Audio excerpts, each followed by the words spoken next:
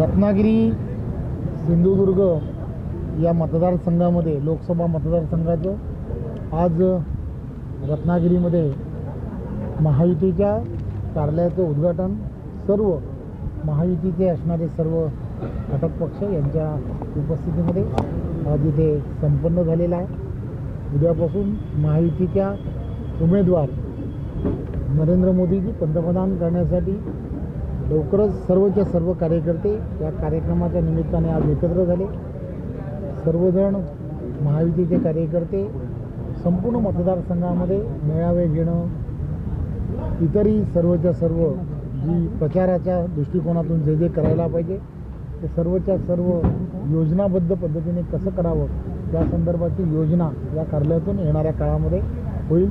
आणि लवकरच जे आपणा सर्वांना अपेक्षित आहे की या लोकसभा मतदारसंघामधील उमेदवार घोषित करणं, पार्लमेंटरी बोर्डाची बैठक जी दिल्लीमध्ये सुरू आहे, लवकरच त्या दिल्लीच्या त्या पार्लमेंटरी बोर्डामध्ये त्या संदर्भातले निर्णय होतील आणि लवकरच महायुतीचे असणारे सर्व महाराष्ट्रामधील असणारे सर्व उमेदवार ते लवकरच घोषित होतील। महायुतीचा उमेदवार असला तरी निशाणी कमळावरचीच असेल। एक गोष्ट लक्षात घेतली पाहिजे, महायुतीमध्ये काही ठिकाणी शिवसेनेचं धनुष्यबाण आहे, काही ठिकाणी घड्याळ आहे, काही ठिकाणी महायुतीमध्ये कमळ आहे आणि काही ठिकाणी तर म्हणजे जानकरांना मला वाटतं तिथे त्या ठिकाणी शिटी ही निशाणी आहे। त्यामुळे महायुतीचं वेगवेगळ्या ठिकाणी असणारे उमेदवार यांना वेगवेगळ्या पद्धतीचं चिन्ह हे अपेक्षित आहे। आदरणीय मुख्यमंत्री एकनाथराव शिंदेजी, आदरणीय देवेंद्रजी आणि अजितदादा यांच्या नेतृत्वामध्ये हे सगळे वरिष्ठ मंडळी आहेत। ही वरिष्ठ मंडळी योग्य तो निर्णय, महायुतीला आवश्यक असणारा निर्णय आणि आम्हाला सर्वांना आवश्यक असणारे निर्णय हे नक्की घेतील याची आम्हाला पूर्ण खात्री आहे आणि हा निर्णय लवकरच होणं हेही अपेक्षित आहे। मला खात्री आहे आपल्या सर्व पत्रकारांमध्ये या सर्व गोष्टीची उत्कंठा आहे की महायुतीचा या भागातील उमेदवार लवकर घोषित व्हायला पाहिजे। जशी आपल्याकडे उत्कंठा आहे तशीच महायुतीच्याही सर्व कार्यकर्त्यांमध्ये उत्कंठा आहे।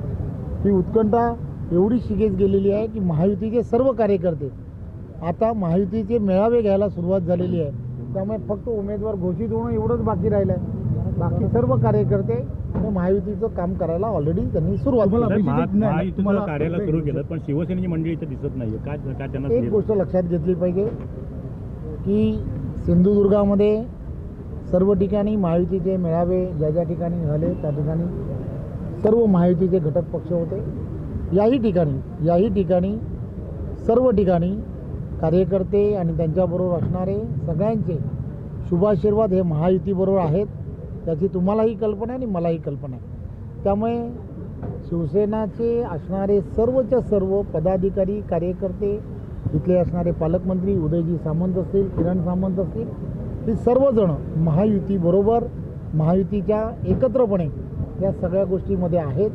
काही कारणानिमित्त आपल्याला सर्वांना माहीत आहे, काही कारणानिमित्त उदय सामंतजी यांच्याकडे पक्षाची शिवसेना पक्षाची असणारी जबाबदारी फार मोठी आहे। त्यामुळे रामटेक असेल किंवा विदर्भामध्ये सर्व ठिकाणी ज्या ठिकाणी निवडणुका त्यांच्या पक्षाकडून त्यांचे उमेदवार ज्या ठिकाणी लढत असतात त्या ठिकाणी समन्वयक म्हणून, शिवसेनेचे समन्वयक म्हणून, युतीमधले समन्वयक म्हणून त्यांच्याकडे असणारी जबाबदारी फार मोठी आहे।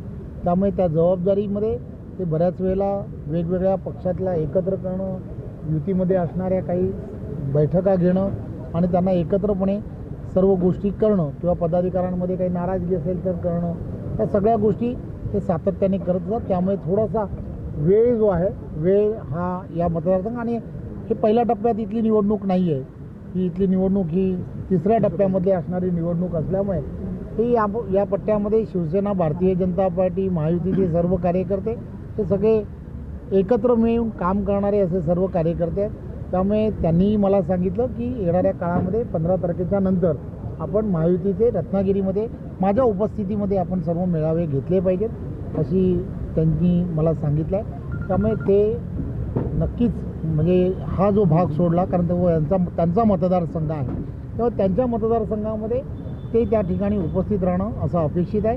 त्यामुळे 15 तारखेच्या नंतर जे महायुतीचे मेळावे होतील त्यामध्ये उदय सामंतजी किरण सामंतजी हे सुद्धा सगळेजण उपस्थित राहतील, यात काहीच शंका नाही. आपल्याला अपेक्षित आहे ते चिन्ह मिळेल का? एक गोष्ट लक्षात घेतली पाहिजे, तुम्हाला अपेक्षित आहे ते चिन्ह नक्की मिळेल. टाइम्स डिजिटलला लाईक करा, सबस्क्राईब करा, शेअर करा आणि बेल आयकॉन दाबायला विसरू नका. पाहत रहा टाइम्स डिजिटल.